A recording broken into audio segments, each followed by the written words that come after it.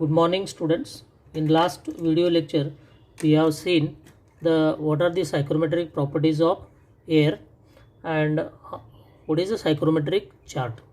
आता आपण अजून एकदा तुम्हाला जरा रिवाइज करतो सायक्रोमेट्रिक चार्टवर काय काय आहे. सायक्रोमेट्रिक चार्टवर ऑल 7 प्रॉपर्टीज आर शोन. इथं तुम्हाला एक्स ॲक्सिसवर ड्रायबल टेम्परेचर घेतलं आहे. ड्रायबल टेम्परेचर इकडून इकडे वाढत जातं. नेहमी हा 0 असतो, इकडून इकडे वाढत जातो. पण इथं उलटं आहे, ड्रायबल टेम्परेचर इकडून इकडे वाढत जातं. बघा इथं 20, 30, 40, 50, 60, 70, 80 हा 0, इथं -10, -20. आणि इकडं वाय ॲक्सिसवर घेतलं आहे specific humidity, that is W. त्याचं युनिट आहे kg/kg of dry air. kg/kg of dry air, per kg of dry. Kilo specific humidity, mass of water vapour associated with unit mass of dryer, kg/kg of dryer. आता suppose मी हा एक point घेतला.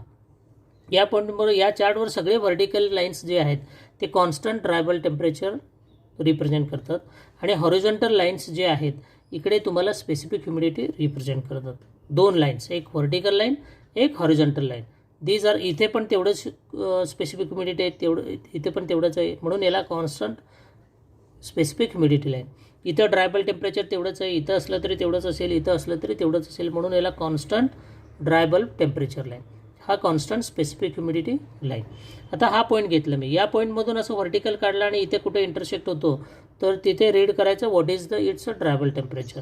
या पॉईंटमधून horizontal line काढा, where it intersect to this axis show measures the specific humidity. याच लाईनला जर तुम्ही असं हॉरिझॉन्टल लाईन काढला, ही कर्व आहे, या कर्वला म्हणतात सॅच्युरेशन कर्व. याचा रिलेटिव्ह ह्युमिडिटी 100% असतं. याला काय म्हणतात? Saturation line. काय म्हणतात? Saturation line. तुम्हाला इकडे एक कलरमध्ये एक स्केल आहे, याला म्हणतात एन्थॅल्पी स्केल. एन्थॅल्पी kJ/kg.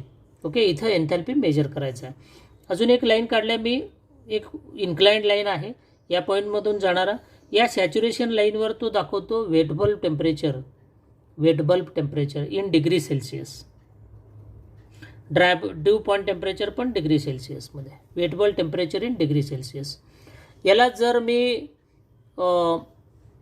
इकडे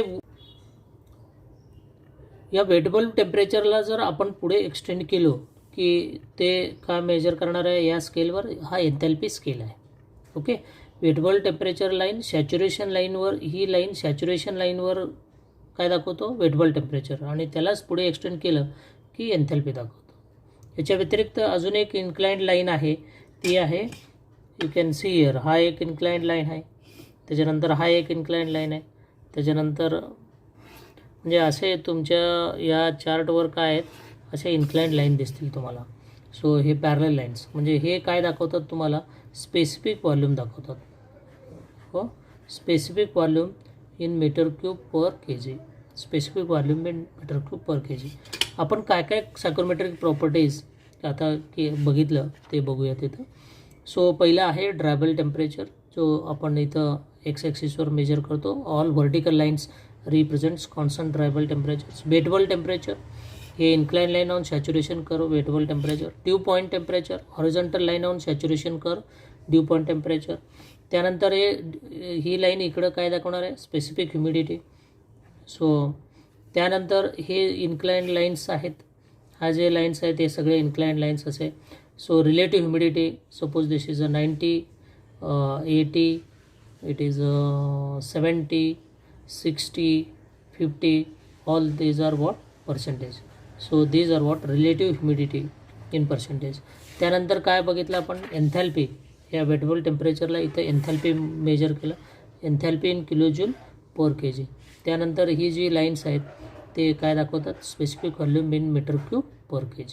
so these are the various psychrometric properties that which are shown on psychrometric chart. आता इथं कुठले कुठले सायक्रोमेट्रिक प्रोसेसेस आहेत ते बघूयात आपण. What are the psychrometric process? Psychrometric process. So process म्हणजे काय? Whenever there is a change of state from one state to another state. या ग्राफवर कुठलाही तुम्ही पॉईंट घेतला, सपोज हा पॉईंट घेतला मी, या पॉईंटला प्रॉपर्टीज वेगळे आहेत, या पॉईंटला स्पेसिफिक ह्युमिडिटी वेगळं आहे, ट्रायबल टेम्परेचर वेगळे आहे, तुमचं वेटेबल टेम्परेचर आहे, एन्थॅल्पी आहे, रिलेटिव्ह ह्युमिडिटी आहे. आणि suppose it is initial condition, whenever there is undergone the process, heat add केलं, हीट रिमूव्ह केलं की प्रॉपर्टीज ऑफ एअर चेंजेस. आता इथं properties before adding the heat होतं रिमूव्हिंग, आता रिमूव्ह केल्यावर इकडं कमी झालं त्याचं टेम्परेचर, त्याचं ह्युमिडिटी कमी झाला. तर change of state from process 1 to 2, that is a psychrometric process. Air conditioning सिस्टीममध्ये so many psychrometric processes are occurs, so that we are going to study here. What are the psychrometric process and how they are represented. पहिला सायक्रोमेट्रिक प्रोसेस आहे आपला sensible heating, sensible heating of air. दुसरा आहे sensible cooling, sensible cooling. तिसरा आहे humidification and dehumidification. So humidification and डिह्युमिडिफिकेशन. Okay. त्यानंतर cooling and humidification, cooling and adiabatic humidification, cooling and adiabatic humidification. Okay. So cooling and humidification, cooling and humidification. Okay, so next is humidification by steam, adiabatic chemical dehumidification, heating and humidification, heating and humidification. Humidification म्हणजे adding the water vapor in the air and dehumidification म्हणजे removing the water vapors in the air. So adiabatic chemical dehumidification, adiabatic chemical dehumidification.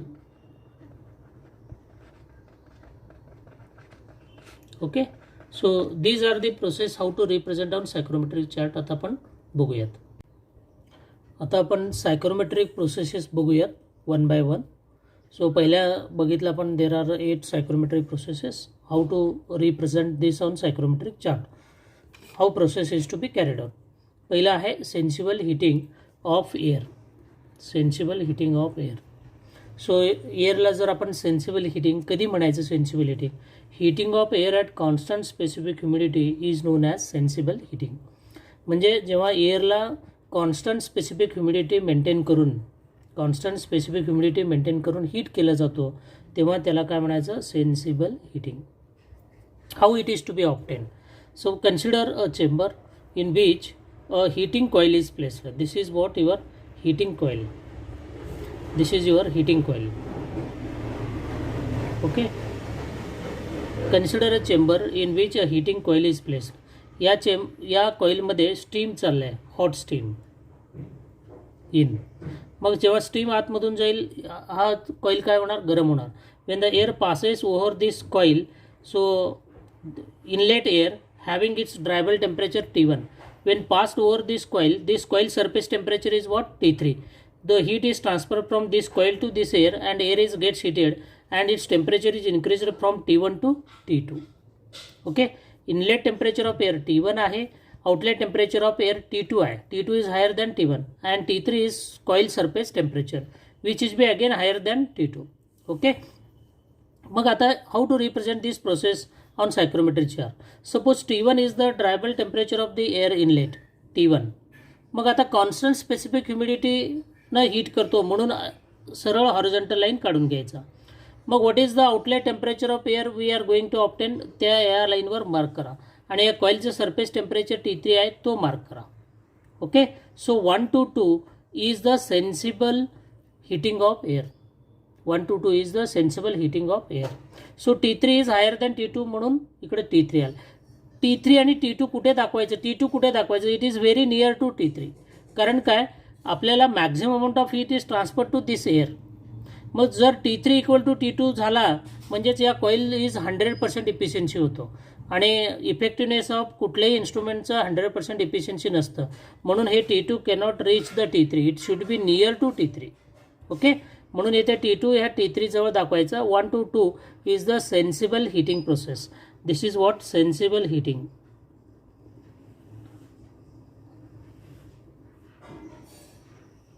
Okay, see here the dry bulb temperature of the air is increase from T1 to T2. या साईडला चाललं. Suppose इथं जर 20 असेल तर इथं तुम्हाला 40 मिळायला लागलं आणि कॉईल टेम्परेचर तुमचं 60 आहे. Are you getting? Here the sensible heating of the air, heating of air at constant specific humidity, म्हणून W1 equal to W2 horizontal line आहे. So specific humidity is constant. This process is known as sensible heating of the air. So here we are adding the heat to air. So heat added is nothing but the change in enthalpy. Heat added, how can we find out? Heat added is nothing but जेव्हा heat add करतो air मध्ये, enthalpy before addition इथं H1 enthalpy इथं H2 enthalpy आहे. So change in enthalpy is nothing but the heat added. So you can find out the enthalpy. जे तुमचं wettable temperature line आहे तो लाईन रीड करा. हे डॉटेड काढा. So here this shows the H1 and this shows the H2. So here you have to measure the H1 and H2 किती आहे तुमचं याच्यावर, and H2 minus H1 is the change in heat added, that is a kilojoule heat added. Mass दिलं असेल तर तुम्ही multiply करा किती एअर चाललं आहे, amount of air passed. So इथं काय होणार, M in bracket H2 minus H1. M is kg, H2 minus H1 इथं किलोजूल पर kg मध्ये मिळतं हे. So kilojoule per kg into kg, kg cancel, kilojoule राहतो, that is the amount of heat added. आता बघूयात आपण sensible cooling of air. So here the air is gets cooled. Sensible cooling म्हणजे काय, cooling of air at constant specific humidity. Heating of air at constant specific humidity, तसंच sensible cooling, cooling of air at constant specific humidity. So now here consider the chamber, a duct in which a cooling coil is placed. This is a cooling coil.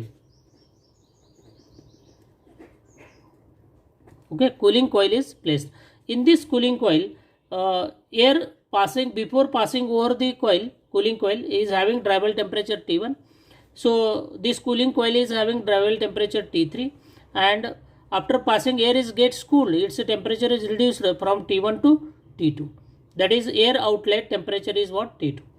Okay, so refrigerant in, इथं cooling coil वापरणार आहे आपण. तिथं heating coil होतं इथं म्हणून तुम्ही steam in घेतलं.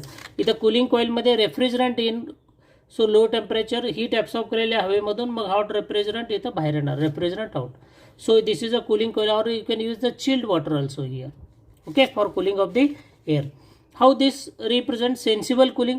अगेन सेन्सिबल कूलिंग म्हणलं की काय होणार आहे, here the specific humidity remains constant. परत हॉरिझॉन्टल लाईन काढा. एक पॉईंट घ्या. सुरुवातीला याचं हवेचं टेम्परेचर जास्त आहे म्हणून या साईडला येईल T1 dry bulb temperature of the air. त्याला थंड करायला लागलो म्हणजे DBT काय होणार, त्याचं कमी होणार. So up to temperature is reduced from T1 to T2. Are you getting? So this is nothing but 1 to 2 is what, sensible cooling. 1 to 2 is nothing but sensible cooling. Are you getting? So here 1 to 2 is इकडे heating. हीटिंगमध्ये dry bulb temperature वाढतो, कूलिंगमध्ये dry bulb temperature कमी होतं. इथं cooling कॉईलचं temperature त्याच्यापेक्षा इजी हवा बाहेर येणार आहे, गरम होऊन, थंड होऊन, सॉरी. तो या कॉईलपेक्षा कॉईल एवढं टेम्परेचर होणार आहे का, थंड करणार आहे का, नाही. कॉईल एवढा झाला म्हणजे या कॉईल इज इफेक्टिव्हनेस 100% झाला, म्हणजे इफिशियन्सी. तसं होऊ शकत नाही. सम ऑफ द एअर या कॉईलच्या कॉन्टॅक्टमध्ये न येता बाहेरून जातो, म्हणून complete air does not comes in contact with the coil. म्हणून overall average temperature T2 is less than T3.